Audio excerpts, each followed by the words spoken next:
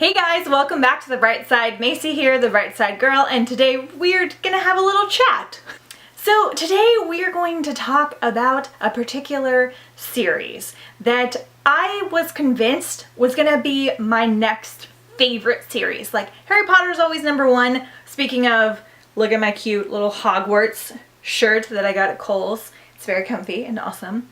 But anyway, when I first started BookTube last year, I might have even read it before I actually started making videos, I was just totally blown away with how many YA books were coming out and were awesome and where people were like raving about. I was completely unaware of what was happening basically. When I was reading YA, like in my early 20s, there really wasn't that much to choose from. It was kind of like the Twilight-y phase, and there was a lot if you really think about it, but it wasn't anything like it is now where like 20 to 30 new YA books are coming out a month that are like fairly popular. So when I first discovered BookTube, I was just like blown away, and I originally found it by watching another channel. Her name was Kaylin Nicholson, and she does like a lifestyle channel where she just does everything like cooking and cleaning and blogging and all that stuff, and she was reading this series and I was like, hey, that sounds really interesting. I haven't read a fantasy book in a really long time. So I really had not read fantasy in a very, very long time. I had been going through a lot of stuff right before I met my husband, and before I used to go in these big spurts, so I would read like 20 books at once and then I wouldn't read again for like 6-7 months. That was just like what I did. It was technically a reading slump, I guess, but I didn't really consider it that. I also was reading a lot of nonfiction at the time and like really working on my personal growth and all of that stuff, which I want to get back into in 2019, by the way.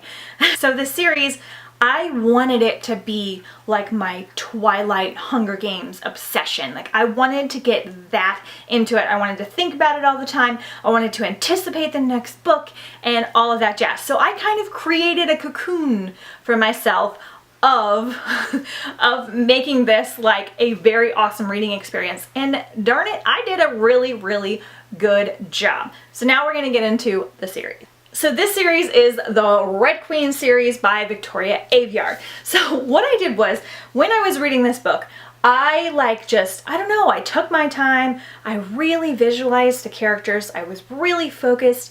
I even looked up playlists based on the series, because that's something I did with Twilight that was really fun. There were like Twilight playlists that Stephanie Meyer had made, and so it was really fun to like listen to them when you weren't reading the story, and then I would like go on walks and think about like what was gonna happen with them, and like I haven't done that in a long time, and I was kind of creating this for myself.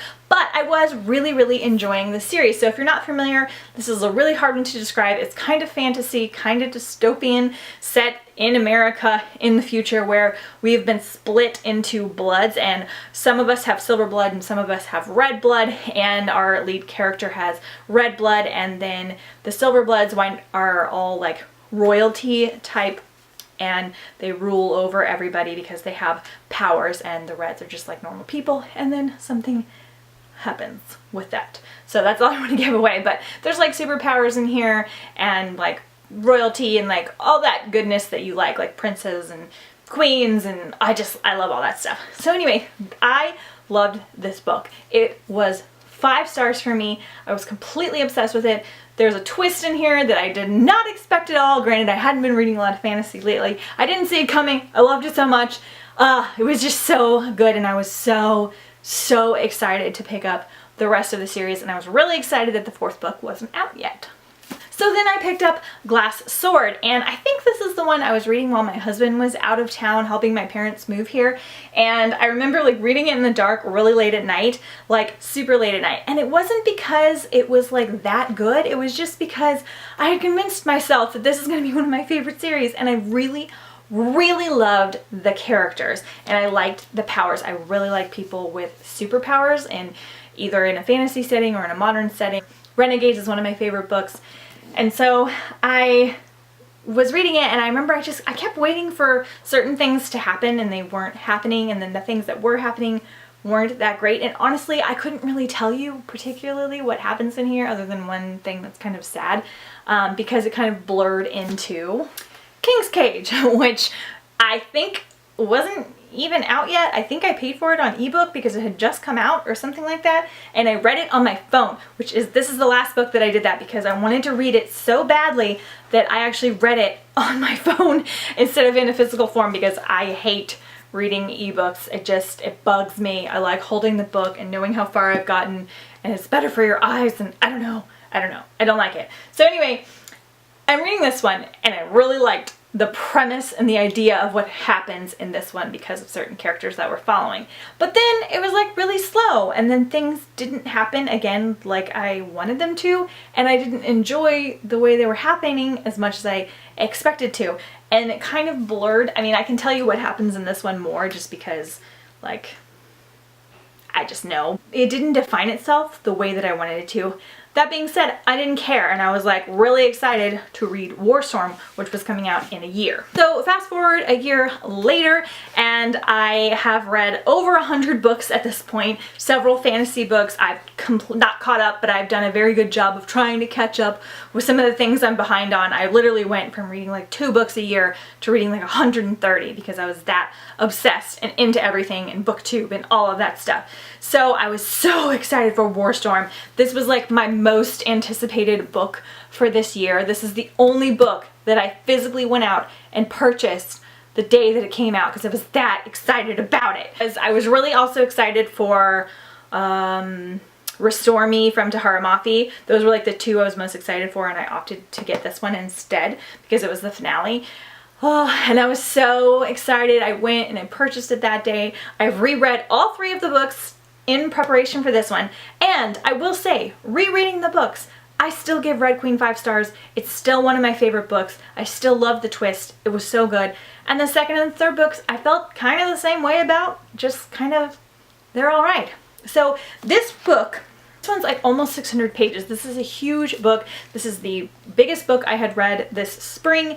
And it was just, there were certain things that I loved. There were certain characters that I was really enjoying, but it was very slow. And then certain things didn't get explained like I wanted them to be. I wanted to understand why there were powers and things like that, and that just wasn't explained at all. Which is fine. You can leave things like open-ended in your world, but based on certain things that characters said, I was expecting to learn like the history or what was happening, and we didn't. And then at the end, the way the things went down, I was just very disappointed, and like it wasn't like overly tragic or anything. I don't know, it just left something. Like, the writing style is very beautiful, and she's a very good writer as far as being thorough and concise and very creative, but the emotional part that I got from book 1 and the things that I liked about book 1 never showed back up. And that made me really sad, which happens a lot with series, I've come to find out. So I think I gave this 4 stars at first because I was really creating this environment to love the series. I thought it was going to be my next favorite series ever.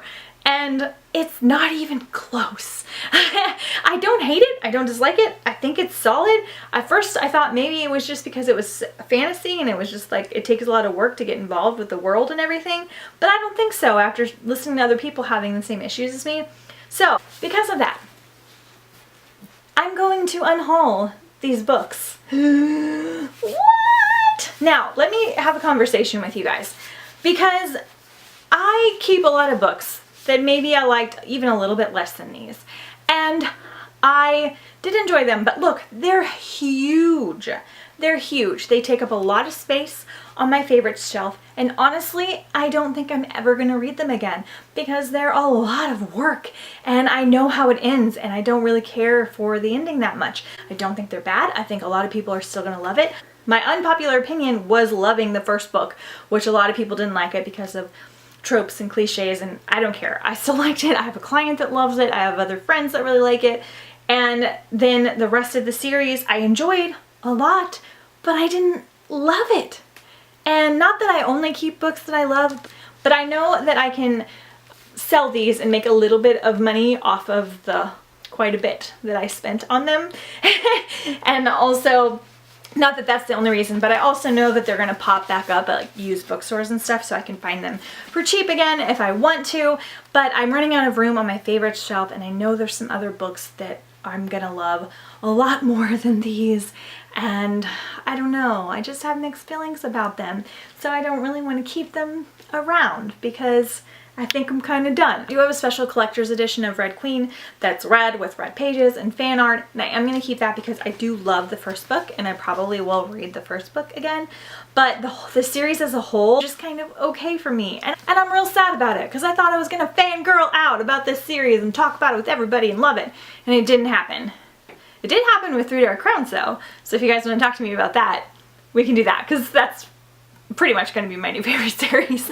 But anyway, just wanted to talk about it, share my thoughts, kind of a mini review, non-spoiler review, unhaul of this. Please don't hate me if this is your favorite series. If you absolutely loved it, I'm super jealous, so don't be mad at me because I wanted to love it. I go into books pretty non-judgmentally because I just go in to enjoy my time, and I did for, you know, part of it. But anyway, just wanted to share my thoughts. Hope this video wasn't too weird. Let me know if you guys enjoy this type of video. Let me know if there's any series that you feel this way about. Again, I might change my mind and, like, you know, collect them again in the future, but for now, I think I'm kind of done. Bye, Red Queen. Thank you guys so much for watching. I post videos every Monday and Wednesday and sometimes on the weekends. So you click that like button and subscribe if you want to see more videos from me. And I'll see you guys next time on the bright side. Bye!